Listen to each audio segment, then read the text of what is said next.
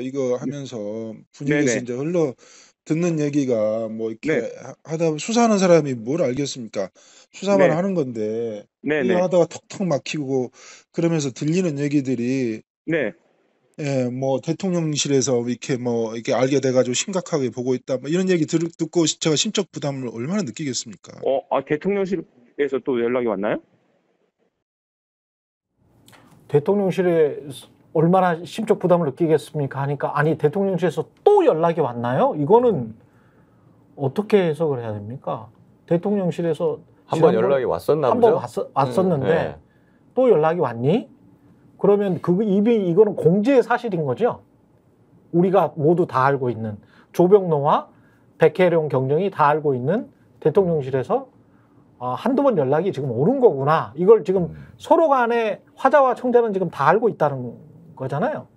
그럴 수 있죠. 그러니까 그렇죠. 그 이전에 영등포 서장이 네. 그 당시 영등포 서장이었던 총경이 네. 대놓고 얘기를 한 거 아닙니까? 용산에서도 이 사건을 알고 있고 그렇죠. 이 상황을 주시하고 있다. 이렇게 먼저 압박을 준 거잖아요. 그렇죠. 영등포 경찰서장 지금 부인을 하는데 그렇죠. 여하튼 나는 그런 적이 없다고 하는데 네. 백경정은 이제 그랬다고 하고 그다음에 백경정이 이 얘기를 지금 또 조병로 경무관한테 하는 거 아닙니까? 그렇죠. 이 얘기를 조병로 경무관한테 하소연을 하는데 또 전화가 왔냐 이렇게 얘기를 하니까 그러면은 영등포 서장하고 조병로 경무관이 뭔가 공통의 주지의 사실이 있는 거구나. 요거를 사실은 추리하게 만들잖아요. 추정할 수 있게 만들잖아요. 영등포 서장도 알고 조병로 경무관도 아는 그렇지. 어떤 종류의 사실이 있구나. 그리고 그 사실은 용산이 이 수사에 대해서 뭔가 의견을 갖고 있구나 라는 거를 알게 만드는 그런 맥락이 좀 잡히는 대화인 거죠, 이게. 그러니까 이제 이게 직접 용산에서 뭐 전화를 걸었다라고 보이지는 않고 용산의 의견이 누군가를 통해서 이제 온 게 지금 방금 얘기했듯이 영등포 경찰서장도 있고 서울청도 있고 나중에는 이 뭐 사건 이천 문제 뭐 이런 것 때문에 국가수사본부에서도 막 나중에 오거든요. 그러니까 이제 어쨌든 여러 통의 전화를 받은 건데 여기에서 컨센서스는 뭐냐면은 이거는 용산이다. 뒤에는 이게 있다라는 거를 서로 이해를 하고 있는 거죠. 그러니까 네, 그렇게 보는 게 맞을 것 그리고 같아요. 앞으로 수사가 이제 진행되면은 뭐 전화 통화 내역이나 이런 거 다 따볼 거 아닙니까? 공수처나 이런 데서. 그러면 또 등장할지도 모르는 일입니다. 누가 압니까? 거기도 7070이 나올지. 뭐. 그렇죠. 뭐 그거는 뭐 가능성. 아니 근데 만약에 여기는 정확하게 VIP라는 인물이 안 나왔기 때문에 만약에 대통령실이라면 이걸 어디에서 누가 전화를 했을까요? 가령 뭐 대통령실에 여러 부서가 있잖아요. 근데 이제 이것과 관련해서 무슨 VIP가 전화를 했을 것 같지는 않고 현재로서는. 예. 그렇죠. 그러면 이게 누구 담당일까? 최해병 사건에서도 세관 직원은 빼라는 게 최해병 사건에서도 그 대통령 말고 네. 다른 이제 대통령실 직원들이 전화한 게 많이 있잖아요. 그렇죠. 보면은 경찰 국가수사본부에도 거기서 전화가 갔었는데 공직기강비서관실 행정관이 전화를 건 게 나옵니다. 그러네. 뭐 했다면은 뭐 그쪽이 경찰 담당하는 경찰 쪽에서 파견을 가 있는 용산에 그런 분들이 전화를 했을 수도 있겠죠.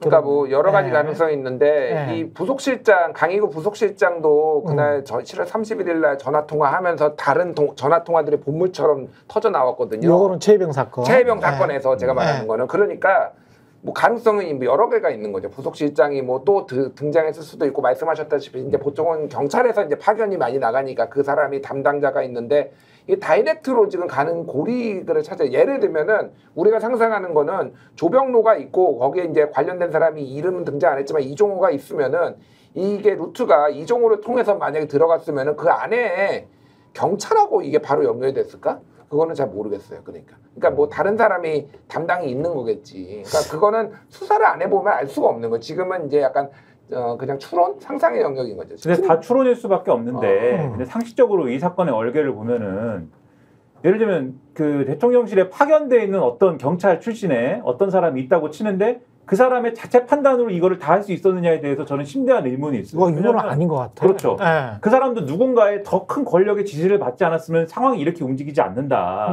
최소한 세 가지 포인트에서 그렇다. 이걸 제가 늘 말씀드리는데 그러니까 첫 번째로 관세청이 수사 브리핑에 관세청이 관련된 내용은 나오면 안 된다를 관철시키기 위해서 지금 서울청이 다 움직인 거잖아요, 사실상. 그렇죠. 상황을 보면은 조병로 경무관 혼자 움직인 게 아니라 그때 서울청으로 백경정을 불러가지고 서울청 수사부장 뭐 이런 사람들이 앉혀놓고 브리핑하는 거 좋아하세요? 뭐 이렇게 얘기한 거 아니에요.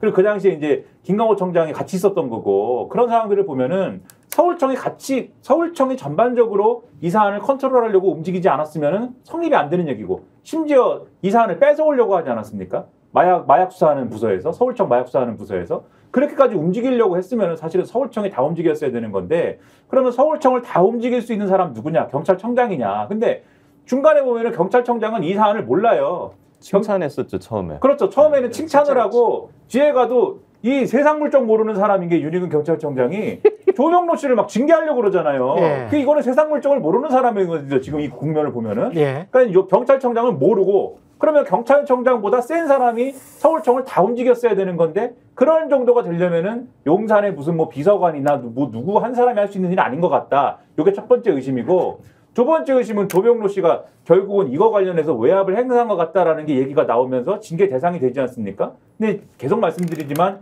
징계가 중앙징계에 가가지고 인사혁신처에서 그냥 불문에 붙여지잖아요. 그것도 뭐 용산에 있는 누구 한 사람이 손 써갖고 될 일이 아니다라는 생각이 들고 세 번째는 백경정이 결국은 좌천되지 않습니까? 좌천성 인사를 당하는데 좌천성 인사를 당한 사유 두 개를 얘기를 해요. 지난번에 청문회 때 보니까 청문회 때 그 이후에 이제 서울청장 하다 지금 경찰청장 후보자가 돼갖고 경찰청장이 되는 조지호 씨가 얘기를 했는데 두 가지 얘기를 한 게 첫 번째는 공보규칙을 위반을 했다. 두 번째는 이 수사를 잘하려고 영장을 청구하려고 검사한테 갖다 줬는데 검사가 나는 영장 청구 안 해요. 이러고 거부했다는 거지 않습니까? 그리고 또 갖다 줬어요, 영장을. 그래요? 그리고 열심히 또 해가지고 관세청을 압수수색하려고 영장을 또 갖다 줬는데 검사가 또 영장 청구 안 합니다. 두 번 거절해서 나는 이 검사하고 일 못하겠다. 그래서 직무 배제 및 회피 신청 뭐 이런 거를 해요. 그래 했어. 그렇죠. 네. 그랬는데 이게 절차에 안 맞는다. 예를 들면은 여기서 할 게 아니고 무슨 위원회나 이런 데 가지고 이런 데에서 이 영장이 청구가 안 된 거를 따로 다뤘어야 되는데 이 절차를 위반했다. 이 두 개를 가지고 지금 영등포서 형사과장을 강서경찰서 화곡지구대장으로 보낸 거거든요. 열심히 마약 수사한 사람을 제가 볼 때는 절차 위반으로 그렇죠. 요런 이유로 요렇게 보내는 인사는 제가 볼 때는 아주 일반적이지가 않습니다. 그러면 요런 정도의 인사를 관철시킬 수 있는 뭔가가 작용을 하려면은 그 배경에 용산에 있는 무슨 한 사람의 행정관 이런 사람이 아니라 더 큰 권력에 작용하지 않으면 이렇게 안 된다. 그래서 최소한 세 가지 포인트에서 의심스럽다. 근데 우리가 조병로에 집중했었던 이유는 조병로는 이종호 녹취록에 나왔기 때문에 병로 하면서 나왔기 때문에 이렇게 집중했는데 아무리 생각해도 조병로 정도의 힘으로 그리고 조병로는 이종호는 김건희랑 다이렉트로 연결될 수 있는 어떤 고리가 있잖아. 주가 조작을 같이 했었던 사람으로서 계좌 관리했었고. 예, 계좌 관리 고리가 있지. 그러면 이종호는 김건희한테 직접 이야기를 할 수가 있을 것 같아요. 근데 조병로가 이종호한테 이야기를 해서 세관 직원 좀 봐줘야 되니까 이종호가 조병로의 청탁을 들어서 김건희한테 이야기를 했다. 이거는 저는 이게 말이 안 되는 것 같은 거지. 그러니까 여러 가지 본인 일도 아닌데 본인 일도 아닌데 그렇게 나섰나? 이거는 말이 안 돼. 그리고 이 정부에서 가장 심혈을 기울이는 마약 수사란 말이지. 그러니까 이거 말이 안 되는 말이 거지. 안 되는 게 너무 많아요. 제가 좀 몇 가지 말씀드리면은 그러니까 이게 어느 정도 마약이냐면은 74kg 필로폰이거든요. 그렇지. 이게 2,200억 원어치고요. 네. 이게 246만 명이 동시에 투약할 수 있는 약이라서 필로폰으로는 역대 두 번째로 큰 규모예요. 잡은 게 네. 어마어마한 사건이에요, 사실은. 근데 이거를 수사를 하다가 지금 좌천이 돼 버렸단 말이야. 그렇죠. 상식적으로 얘기를 지금 아까 전에 김민하 평론가가 얘기를 했지만 이거는 서울 경찰청장까지 움직였다고 봐야 되면은 조병로는 본인 거기 생활안전부장이 서울 경찰청 생활안전부장이었기 때문에 서울 경찰청장을 상급자로 움직일 수가 없어요.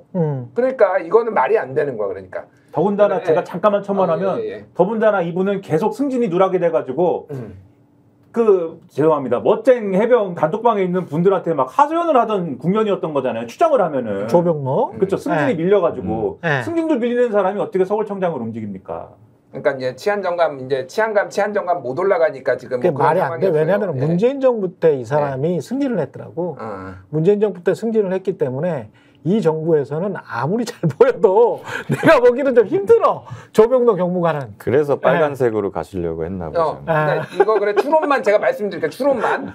자 그러면은 자 조병로 같은 경우에는 행시 출신이고요. 서울대 경제학과를 나왔고요. 지금 관세청장하고 서울대 경제학과 3년 선후배예요. 그렇더라고. 그러니까 이 가능성은 있어. 예를 들면 조병로하고 지금 관세청장하고 다이렉트로 연결이 됐는데 그러면은 이게 뭐 이 관세청 인천세관 직원들이 사고를 쳤던 어쨌든 관세청 입장에서는 막고 싶은 거는 맞을 거 아니에요. 그러면은 관세청장이 용사라고 뭐가 있어야 돼. 만약에 이렇게 되려면 이종호가 됐든 그렇죠. 이종호가 다이렉트가 됐든 그래서 얘기가 나오는 게 그러니까 이거는 진짜 추론이야. 그러니까 얘기가 이렇게 나와.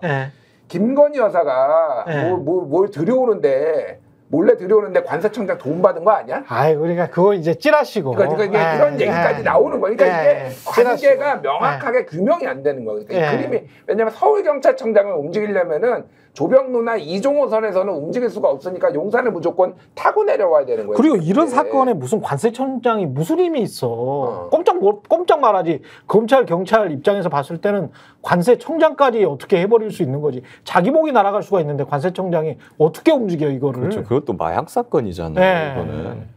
그러니까 검사 입장에서는 관세청장 엮을 수 있다 그러면은 신나는 일 아닙니까? 신나지. 그럼요. 게다가 신나지. 마약 사건으로. 그러니까요. 마약 사건 마약 사건은 검사들이 제일 어떻게 보면 좋은 사건이에요. 왜냐하면 그래, 검찰 입장에서. 정치 사건이나 뭐 어떤 재벌 사건을 수사를 하잖아요. 그러면은 여론이 항상 갈려. 그렇죠. 정치 사건 수사하면 항상 지지층은 뭐 싫어하고, 그렇죠. 지지층 싫어하는 사람들을 응원하고 이런 식인데 마약 수사를 한다? 그거를 비난하는 국민들이 어디 있어요? 전 국민이 다 이게 검찰을 응원하지. 이상하단 말이야. 근데 이게 이 세관 마약 사건을 지금 최상병 수사팀에 차정현 수사기획관한테 보냈다고 하는데 차정현 수사기획관 쪽으로부터는 조사를 그때 그쪽으로 안 받았죠. 그쵸. 그러면 이제 공수처에 7월 4일날 갔었을 때 수사팀한테 제가 뭐 전반적인 어떤 증거 자료나 이런 걸 설명은 드렸어요. 그때 이제 차정현 수사기획관님도 있었어요. 있었어요. 그러니까 수사팀에 제가 전반적으로 설명을 하고, 근데 이제 구체적으로 들어가면 이제 조사를 받자, 진술조서 쓰자라고 했을 때 오후부터는 제가 그 이종호의 도이치 사건 변호인이었다는, 그렇죠. 그 검사님이 근무하는 검사실에서 조사를 받은 겁니다. 그러니까 오전에는 차정현 수사기획관 만났어요. 오전에는 만났고. 근데 이제 이분이 지금 아직까지도 제대로 이 사건을 맡아서 하는 겁니까? 그렇게 봐야 됩니까? 최상병 사건은 일단? 네, 저도 계속 하고 계신데, 열심히 하고 계신데, 그러니까 저도 검사를 해봤지만, 아니, 이게 될 수가 없다니까요. 검사 한 명이, 될 수가 없다. 한 명이 이채병 사건을 맡아서 한다? 아니 이게 말이 됩니까? 예를 들면 아까 우리 통신자료 처음에 얘기 나왔었는데 3,000명 뭐 했다고 하잖아요. 통신자료 조회를 하고 뭐 이런 사건은 진짜 10만 명 될 수 있어. 거기에 반부패 일부가 다 달라붙었다는 거지 않습니까? 중앙지검에. 그러네. 거기 검사가 한 그래도 10명 가까이 되는데 그런 데서 명예훼손 사건에 이렇게 달려드는데 최혜병 사건 그리고 뭐 세관 마약 수사 의혹 사건 이런 걸 차정현 수사기획관 혼자 이렇게 딱 줘서 하면 할 수 있습니까 이게? 한 검사 한 명한테? 물론 한두 명 정도 보조로 더 붙어 있기는 하겠지만 수사관이 수사관하고 뭐 검사도 있는데 거기는 제가 보기에는 중앙지검 반부패 일부는 전국의 검사 2,000명 중에 날고 기는 사람들을 모아놓은 10명 가까이 되는 초엘리트들만 모아놓은 부서고 양궁 국가대표팀 같은 것이고 차정현 수사기획관이랑 공수처 여기는 그 정도까지는 아니라고요. 여기가 수사 그 경력이나 이런 것들이 아주 많은 검사님들이 아니라고요. 여기는 그런 분들 한두 명, 세 명이서 이걸 어떻게 핸들링을 합니까? 그러네. 그러니까 그 의혹이나 이런 건 분명히 있으시지만 인적 자원이라든가 아니면 뭐 다른 어떤 물적인 자원 수사 역량이다 이런 것들이 굉장히 좀 아쉽죠. 안타깝네. 이게 지금 노컷뉴스는 이 보도를 하면서 공수처가 최상병 사건이랄지 세관 마약 사건의 공통점을 고려한 것 같다. 이렇게 지금 보도는 나왔는데 그렇게 해석은 했는데 어떻게 보면 전부 다 이해관계자라서 다 빠지고 의혹이 있는 사람이 한 사람밖에 안 남아서 이 사람은 탈진 작전이에요. 탈진 작전. 탈진 작전인가? 그러니까 이게 두 사건을 어떻게 물론 이제 연결고리가 있긴 하지만 이종호 씨라는 연결고리가 있긴 하지만 지금 네. 말씀하신 대로 두 사건 어떻게 다 합니까? 그리고 이 두 사건이 정말로 어떤 권력이 배경에 있는 그런 사건이라면 이렇게까지 논란이 되고 있는데 이 사건을 그냥 열심히 수사하면 결과가 나오도록 가만두겠습니까? 지금 한국일보 기사를 봤는데 예. 세관 마약 연루 직위 해제 관세청 직원 한 달 만에 복직 뭐 제목이 이렇게 돼 있어요. 예. 이게 무슨 얘기냐면 지금 관세청 직원이 연루가 돼 있는 상황 아닙니까? 예. 근데 이 직원이 경찰로부터 수사를 받으면서 핸드폰을 줘서 포렌식을 하는 과정에 핸드폰을 지우고 줬대요.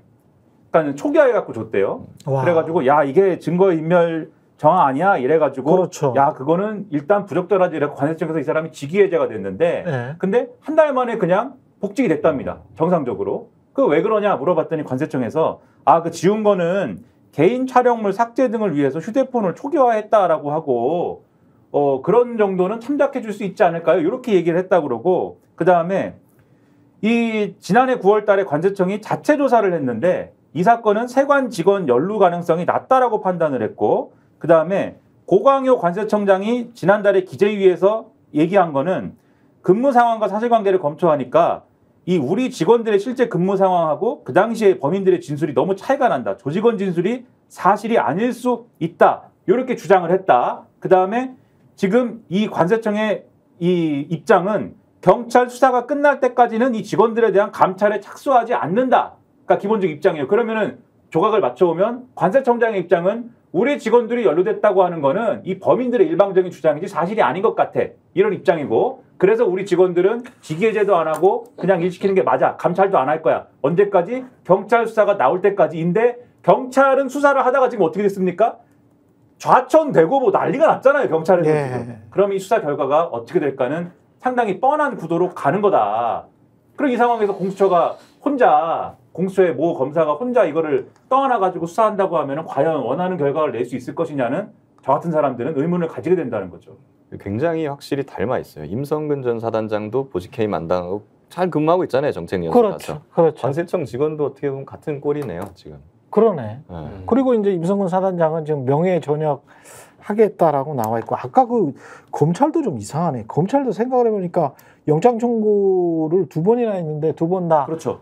근데 이게 언뜻 들은 생각이 둘 다 재경고시 출신이란 말이죠. 일반 행정고시는 아니에요. 그러니까 조병로도 그렇고 관세청장도 그렇고 그래서 둘 다 재경고시 출신인데 재경고시는 이제 기재부 사람들이 많잖아요. 맞아요. 근데 기재부 쪽에 있는 그 뭐 금감원이랄지 뭐 이런 데를 비롯해서 기재부 쪽이 잡고 있는 곳에 이번 정부 들어서 이제 검사들이 좀 들어갔거든. 그래서 이게 그렇게 그 루트로 서로 친하게 돼서 지금 사실은 정권을 잡고 있는 거는 검사들과 기재부 관료들이라고 저는 보고 있거든요. 그래서 이 사람들이 많이 친해졌나? 그래서 용산에 있는 어떤 대통령실의 뭐 공직기강이든 어디든 간에 뭐 한 라인으로 연결을 할 수 있는 언뜻 생각해보니 재경고시와 사실은 친해질 수 있겠다라는 그런 생각이 드네요. 저 어떻게 보면 관세청장도 네. 보면은 기재부 출신들이 많이 내려가잖아요. 이 맞습니다. 재경으로. 예, 이 사람들도 재경고시. 그러면은 그분들은 용산에 아는 사람이 굉장히 많겠죠. 네, 그럴 것 같아. 지금 보니까 그 루트들이 좀 그럴 수가 있네. 뭐 여러 가지 네. 가능성이 있는 것 같아요. 그러니까 네. 지금 현재 관세청장은 사실은 원래 국세청 출신이에요. 그리고 네. 관세청에서는 거의 근무를 안 했어요. 네. 기재부 뭐 예산실장인가 그거 했고 그러니까 이쪽 라인이 그러니까 이제 관세청은 아니고 조병로가 오히려 6년 정도 이제 관세청을 했는데 어쨌든 말씀하신 재경고시 같이 한 거고 네. 뭐 모르겠습니다. 이 검사는 무슨 정말로 용산으로부터 시그널을 받아가지고 이걸 네. 안 내준 건지 아니면은 그러니까 뭐 모든 가능성이 열어놔야 되니까 너무 무리하게 압수수색 범위를 막 엄청나게 이게 사실은 인천세관에서 한 건데 관세청 본사를 압수수색하겠다 막 이렇게 냈을 수도 있는 거지. 뭐 그건 제가 확인 안 해봐서 모르겠는데 그렇죠. 뭐 이런 것 때문에 야 좀 좁혀와봐 그러면은 뭐 이럴 가능성도 배제는 할 수 없지만은 이 정도면은 그리고 2번을 했다라는 거는 수정을 해왔다라는 거잖아요. 네. 한 번은 했는데 안 돼가지고 그거 또 했다라는 걸 웬만하면 맞춰오거든요. 검사가 원하는 대로. 근데도 계속 안 해준다라는 거는 이거는 뭐가 용산에서 시그널을 간접적으로 받았거나 뭐 이런 거를 이제 의심해볼 수밖에 없는 거죠. 그리고 관련해서 백혜련 경정과 그 조병록 경무관이 통화한 내용 중에서 저는 이 내용이 지금 현재 대한민국의 공직 기강을 보여주는 내용이라고 보거든요. 한번 들어보십시오. 진짜 이게 좀 말이 안 돼요. 용산보다 더 말이 안 돼. 한번 들어보십시오. 회장님 오딩을 그대로 제가 전달해 드릴게요. 아 그래요. 잘하셨습니다. 올바른 스탠스예요. 국정감사 때 세관 내용 가지고 정부를 엄청 공격할 텐데 네. 우리가 야당 도와줄 일 있습니까? 올바른 네네. 스탠스입니다. 이렇게 말씀하셨습니다. 아, 그랬나요? 정확히는 모르겠는데 아무튼 정부의 일원이고 근데 아마 네네네. 그래서 그게 뭐 문제 있나요? 저게 뭐 문제 있나요? 이러는데 저 발언을 그대로 국회에서 하면 국회의원 아니 공무원이 헌법에 정치적 중립이 있잖아요. 맞습니다. 근데 저렇게 정파적인 이야기를 하고 그게 뭐가 문제가 있나요? 이렇게 이야기를 스스럼 없이 해. 진짜 저 말이 와, 내가 깜짝 놀랐어. 저 말이 한 10년 전, 12년 전쯤에 국회에서 한번 나온 적 있죠. 당시 윤석열 검사 입에서. 네, 그 당시 국정원 댓글 사건 수사 외압이 있었다는 걸 국회에서 폭로를 하면서 그 당시에 제 상급 검사장님이 이렇게 말씀하셨습니다. 야당 도와줄 일 있느냐. 기억이 나네요. 그러네. 똑같아요. 그렇네요. 근데 이게 굉장히 이게 뭐지? 나라가 공무원들이 이렇게 움직이나? 그러니까 야당의 공격을 안 받기 위해서 그러면 마약 사범도 감사하는 거야? 그러니까 미친 것 같아 진짜. 이게 진짜 강아지 판으로 돌아가고 있구나. 이 사회가 어떻게 이렇게 공무원들이 스스럼 없이 말을 할 수가 있죠? 우리나라 그것도 말도 안 되고 네. 공무원이 어떻게 이런 말을 할 수 있느냐 이것도 네. 말도 안 되고 그 논리 안쪽으로 들어가도 사실 저게 경찰이 할 말이 아니죠. 경찰이 할 말이 아니지. 그렇죠. 경찰이 마약 수사를 해야 되는데 야당으로부터 공격받을 걱정을 왜 합니까? 근데 저 얘기는 누가 사실은 그 정치적 중립을 갖다 버린 공무원 내부에서도 누가 하는 말이냐면 관세청이 하는 말이죠. 저거는. 그렇지. 관세청이 자기를 보호하기 위해서 네. 우리 얘기가 들어가면 야당으로부터 공격받을 수 있으니까 좀 빼주세요 라고 애원을 할 때 쓰는 말이지 않습니까? 말도 안 되는 건데 갖다 붙이는 거지 않습니까? 그렇죠. 그 저 사람은 지금 경찰 그 내부 논리에서도 경찰의 입장조차도 아닌 거예요. 조병로 씨는. 경찰도 그러니까. 아닌 상황인 겁니다. 저거는. 지금. 그렇죠. 아니 그리고 또 한 가지 말이 정부의 일원이라는 말이 왜 나오는 겁니까 대체? 그러니까. 네. 아니 경찰 반부패 수사를 하는 건데 정부가 잘못하고 공무원이 잘못했으면 그거는 오히려 엄정하게 처벌을 해가지고 기강을 그렇죠. 바로 세워야 되는 건데 네. 정부의 일원이니까 그걸 봐줘야 된다? 그 정부의 일원의 정부라는 거는 윤석열 대통령 또는 윤석열 대통령 부부를 의미한다. 그러니까 그 일원으로서 우리는 그 호의를 해야 된다. 뭐 이런 이야기인가? 또 완벽하게 이게 공직기강이 무너진 게 뭐 언론 보도도 나왔지만은 수사 대상자들이 백경정을 백혜룡을 찾아왔다라는 거잖아요. 인천 세관 직원들이. 예, 직원들이 수사 중간에 찾아왔어요. 그래가지고 이거는 뭐 좀 봐달라고? 그러니까 완전히 빼달라는 것보다 이제 언론 브리핑을 빼달라 뭐 이런 내용들을 했는데 잘랐어. 백혜룡이 잘랐어. 진짜 강크다. 근데 더 놀라운 거는 네. 10분 뒤에 또 저기 인천 그 관세청 국장이 또 전화가 왔어. 그러니까 이거야. 면담을 갔어. 네. 근데 이제 경찰 잘랐잖아. 저 여기 잘 안 통하는데요? 이렇게 하니까 바로 인사에서 또 전화가 바로 간 거야. 이게 나라야 이게? 와. 웬만큼 그 간이 붙지 않았으면 그 백경정님 오시는데 앞에서 우리 기다려 봅시다 그래갖고 거기 앉아 있습니까? 그 앞에. 옛날에 8, 90년대에 경찰 가가지고 무슨 교통사고나 이런 거 나면 의뢰껏 경찰들한테 돈 주고 천지 주고 그랬던 시절이 있었지 않습니까? 기자들도 막 촌지 받고 그게 80년대 말 90년대 초까지 서울에서는 그랬었던 것 같은데 제 기억에 교통경찰 하면은 그렇죠, 집 산다고 막 그렇죠. 뭐 이렇게 막 범칙금 뭐 5만 원 내느니 차라리 3만 원 드리고 뭐 이런 게 있었잖아요. 근데 그게 다시 부활했나? 이게 웃겨. 그리고 웬만한 확신과 자신감이 없지 않으면은 네. 자기 수사하는 경찰한테 가서 이런 일을 하겠습니까? 세관 직원이. 그리고 지난번에 이종석 국방부 장관이 그랬습니까? 그 답변을 이게 남자냐 여자냐 그런 말도 물어봤었잖아요. 7070이. 네, 7070. 02800에 7070이 그러니까 그것도 대답 못 한다라고 했잖아요. 근데 저는 좀 대응도 이상한 게 이번 정부가 아니 그거는 말해줄 수 있는 거 아닌가 이런 생각이 일단 들고 그러면서 의혹만 더 키우고 이번에 관세청도 국회에서 용산 대통령실에서 협조를 요청한 사실이 있느냐라고 물어보니까 답변이 곤란하다. 이게 왜 이렇게 대답을 하지? 이렇게 대답을 하면 요청한 사실이 있구나. 아니 했다는 거잖아요. 네, 이렇게밖에 생각을 못 하잖아요. 네. 그럼 남자냐 여자냐 답변 못 한다. 네. 여잔가? 그러니까 여자일 되는 수도 있다. 이런 얘기잖아요 지금. 그러니까 이게 아니 이 사람들의 대응도 이게 이렇게 머리 좋은 사람들이 이렇게 대응을 하나? 말할 수 없습니다. 이렇게 이야기를 하든지. 예. 이게 거짓말은 최후의 수단인 거죠.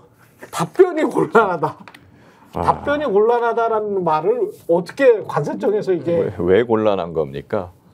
그러니까요. 했으니까 곤란하겠죠, 뭐. 근데 검사한테 이렇게 이야기를 하고 판사가 재판정에서 이 이야기를 듣잖아. 그리고 만약에 이거 뇌물 받았냐 안 받았냐 답변이 곤란하다 이렇게 말을 하면 그 다음에 어떤 정황들이 뚜렷하게 있으면 판사는 어떻게 판단하겠어요? 이거는 바로 구속이죠. 혼납니다. 이게 바로 구속 아닙니까 이거? 네.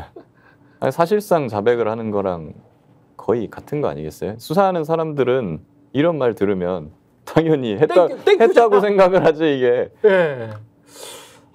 진짜 이 정부는 하여간 신기해. 신기해. 모든 면에서. 이해가 안 돼. 네, 모든 면에서 신기해. 그러니까. 아니 남자냐 여자냐 그거 남자입니다. 뭐 대통령이 했습니다. 이렇게 하는 게 오히려 그렇죠. 논란을 잠재우는 방법이라고 저는 생각이 들거든요. 아니 근데 그거를 다시 한번 여쭤볼게요. 대통령이 했으면 이게 바로 직권남용이에요? 아닙니다. 7070입니다. 네, 아니에요.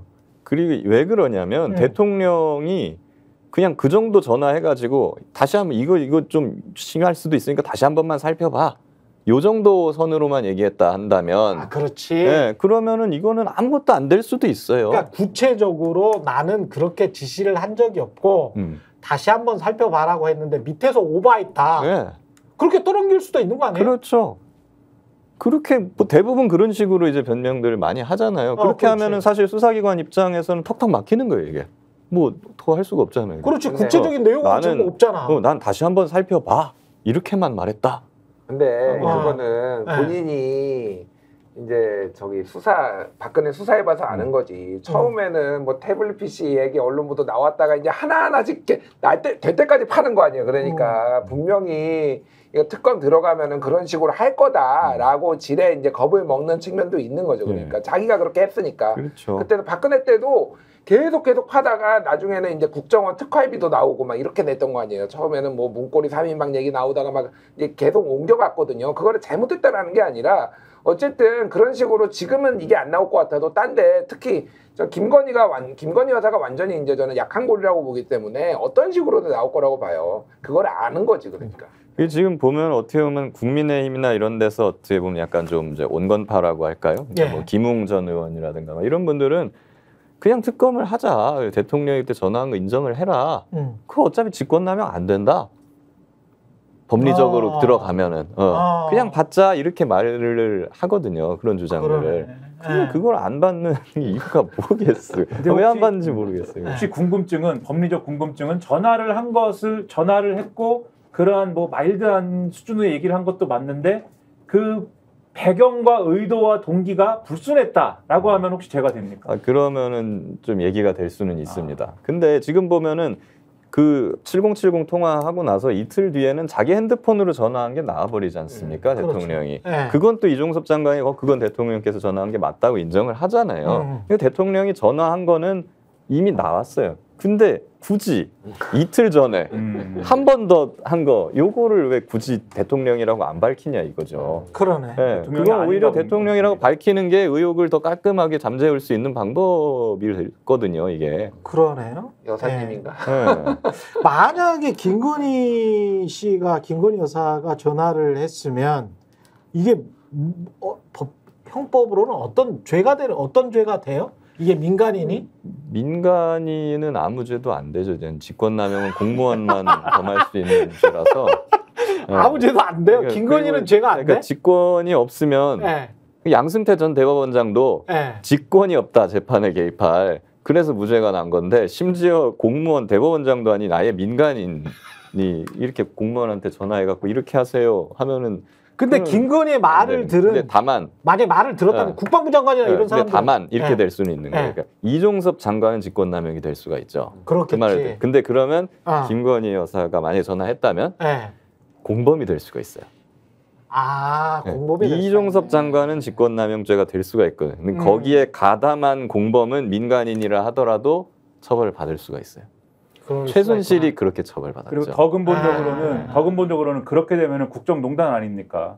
그럼 이제 정치적 문제가 되고 거기에 더불어서 위헌이다 뭐 이럴 거거든요. 그럼 이제 탄핵이다 뭐 이런 얘기를 막 하기 시작하는 것이고 거기다 주가 조작 세력이 동기인 이종호 씨가 있기 때문에 그러니까 그런 논란으로 가는 징검다리가 될 수도 있는 사안이어서 또 이것은 맹렬히 방어를 해야 되는 그런 방어선의 어떤 그게 되는 거겠죠 아마. 그러니까 최순실 씨가 최서원 씨 이제 개명한 최서원 씨가 최순실 씨가 가장 컸던 거는 뇌물이에요. 그러니까 뇌물이 가장 컸는데 그때 같이 들어갔던 게 업무방해 그리고 위계에 의한 공무집행방해 뭐 이런 것들이 이제 막 여러 개가 됐거든요. 근데 가장 20년이 나오게 된 거는 어쨌든 뇌물이었고 근데 그런 거 다 적용할 수 있는 거예요. 공무집행방해도 적용할 수 있겠다 이거. 모르겠어요. 그러니까 뭐 아니 이첩을 회수를 해버렸잖아요. 이첩된 서류를.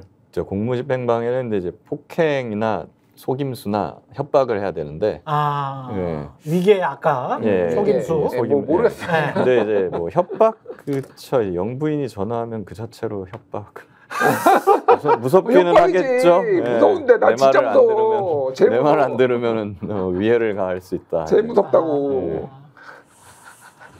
재밌네요. 법률 상식도 알고 아주 좋은 시간이었습니다. 최인의 정치본색 김기현 변호사, 김준일 시사평론가, 김연아 시사평론가 함께했습니다. 저는 내일 다시 돌아오겠습니다. 고맙습니다. 감사합니다. 저희가 얘기할 때 오셔가지고 라이브로 관전하시기 바랍니다. 반드시 주변 사람들 데리고 오시기 바랍니다. 구독, 좋아요, 알림 설정 해주시기 바랍니다. 좀 살려주십시오. 저 좀.